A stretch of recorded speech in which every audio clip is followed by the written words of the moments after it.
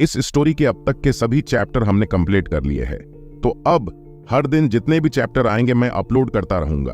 और हाँ, कुछ लोग कह रहे थे कि तुमने ये स्टोरी कंप्लीट कैसे कर दी, दूसरे चैनल पर तो 700 से ज्यादा एपिसोड है। तो मैं बता दूं कि इस स्टोरी के चैप्टर ही 610 है, और फिर भी विश्वास नहीं है तो उसका 711वां एपिसोड सुनो और मेरा 581वां एपिसोड पता चल जाएगा। विद्युत को नीलामी से अचानक जाते देख वोदा ने गंभीर आवाज में कुछ कहना ही चाहा था कि तभी विद्युत ने उसे रोकते हुए कहा, अब आगे मुझे कुछ जरूरी काम याद आ गया। वोदा भाई, तुम्हारे पास मौजूद इस कार्ड में 20 मिलियन सोने के सिक्के हैं। उम्मीद है तुम समझ गए हो कि मैं क्या कहना चाहता हूं। ऐसा कहते हुए विद्युत के चेहरे पर शिकन का नामो निशान तक नहीं था।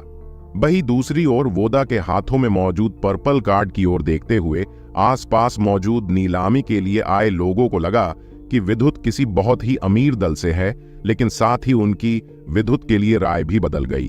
असल में उन सभी के हिसाब से सामने मौजूद पिंजरे में कैद 14 साल की खूबसूरत फिनिक्स लड़की के लिए इतने सिक्के खर्च करना कोई समझदारी का सौदा नहीं था।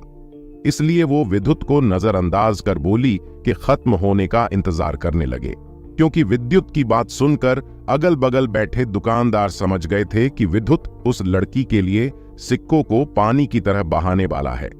वही दूसरी ओर कुछ लोग तो मेडिकल सेंटर पर अंदर ही अंदर शक भरी उंगलियां उठाने लगे थे, लेकिन जब वोदा ने 12 मिलियन 5 लाख सोने के सिक्के की बोली पर उस फिनिक्स लड़की को खरीद लिया तो सभी की बोलती बंद हो गई। लेकिन विद्युत तो उस हाल से दूर एक एक सफेद कमरे में बुजुर्ग इप्सा के साथ मौजूद था, जिसे विद्युत ने पहले ही आत्मीय शक्ति से ढक दिया था। लेकिन विद्युत को ऐसा करते देख बुजुर्ग इप्सा ने विद्युत को रोका नहीं, बल्कि मुस्कुराते हुए कहा, फिक्र मत करो लड़के, मैं जानता हूं कि तुम किसी पर भरोसा नहीं करते, लेकिन तुम्हें इतना परेशान होने की जरूरत नहीं। मैं जानता हूं कि तुम अपना इनाम और जीती हुई तकनीक लेने आए हो, इसलिए मैंने पहले ही तुम्हारे की कुछ खास तकनीक का इंतजाम कर रखा था। ऐसा कहते हुए बुजुर्ग इप्सा ने अपने चेहरे पर मुस्कुराहट के साथ विद्युत की ओर देखा। बुजुर्ग इप्सा की बात सुनकर विद्युत एक पल के लिए हैरान हो गया और उसने गंभीर आवाज में कहा, माफ करना बुजुर्ग, लेकिन किया मेडिकल सेंटर हर किसी को इनाम की तकनीक इसी तरह देता है। ऐसा कहते हुए विद्युत के चेहरे पर हल्की हैरानी थी, लेकिन सच तो यह है कि विद्युत समझ गया था कि बुजुर्ग इप्सा जरूर उससे कुछ छुपा रहे हैं, और इसलिए विद्युत ने पहले ही उस बात का अंदाजा लगा चुका था। विद्युत की बात सुनकर बुजुर्ग इप्सा ने तुरंत अपने हाथ से अजीब और गरीब सील बनाते हुए कहा, तुम शायद मुझे गलत समझ रहे हो लड़के, लेकिन सच कहूं तो एक तरह से तुम्हारा कहना गलत नहीं है, लेकिन मुझे तुम्हारी एक मदद चाहिए और उसके बदले में तुम जो चाहे कीमत ले सकते हो। ऐसा कहते हुए बुजुर्ग इप्सा ने अपने हाथों की शक्तियों को इकट्ठा करते हुए अपने हाथों को एक सफेद रंग की आत्मीय शक्ति से ढक लिया, जिसे देखकर विद्युत की गंभीर आंखें अचानक हैरानी से खुल गई। विद्युत देख पा रहा था कि बुजुर्ग इप्सा का एक हाथ सफेद हो चुका था, लेकिन विद्युत ने अपनी हैरानी पर काबू कर लिया। वही दूसरी ओर जब बुजुर्ग इप्सा ने विद्युत गंभीर देखा तो एक पल के लिए हैरान हो गए और मन ही मन बोले, इतनी कम उम्र में इसने अपनी शक्तियों के साथ अपने जज्बातों पर काबू करना भी सीख लिया है। लेकिन बुजुर्ग इप्सा को कैसे भी करके विद्युत को राजी करना था, क्योंकि अगर वो ऐसा कर पाते तो शायद उन्हें आगे चलकर बहुत फायदा होता।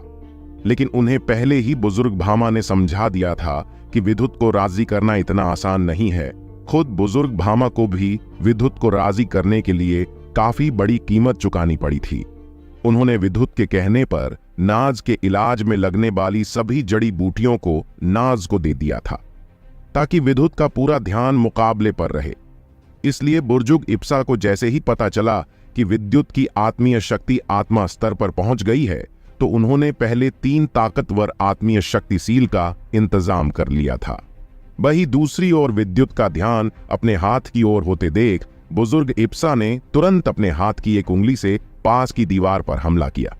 लेकिन हैरानी की बात थी, बुजुर्ग इप्सा की उंगली उस दीवार में पूरी घुस गई, जिसे देखकर बुजुर्ग इप्सा ने मुस्कुराते हुए कहा, लड़के, ये आत्मीय शक्ति पंजा सील है और किसी नश्वर सम्राट के कवच पर दरार डाल सकती।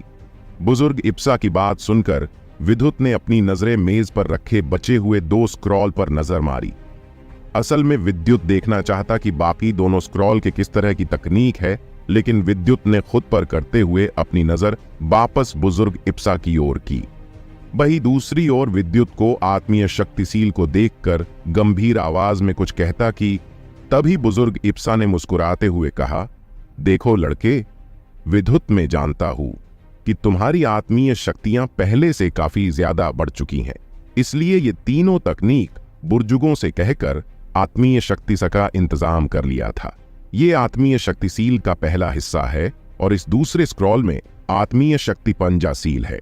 लेकिन अगले पल बुजुर्ग इप्सा ने एक पल रुकते हुए कहा, इस आखिरी स्क्रॉल में भी नहीं पढ़ सकता विद्युत यानी मेघराज, लेकिन अगर कोई इन तीनों तकनीक इस्तेमाल कर महारत हासिल कर लेते हुए तो तुम सोच भी नहीं सकते। तो क्या राजा छुपा तीसरे स्क्रॉल में? क्या विद्युत उस स्क्रॉल के राज को जान पाएगा? आखिर कौन थी वो फिनीस सुनहरी शक्तियों वाली लड़की? जाने कहानी के अगले भाग में।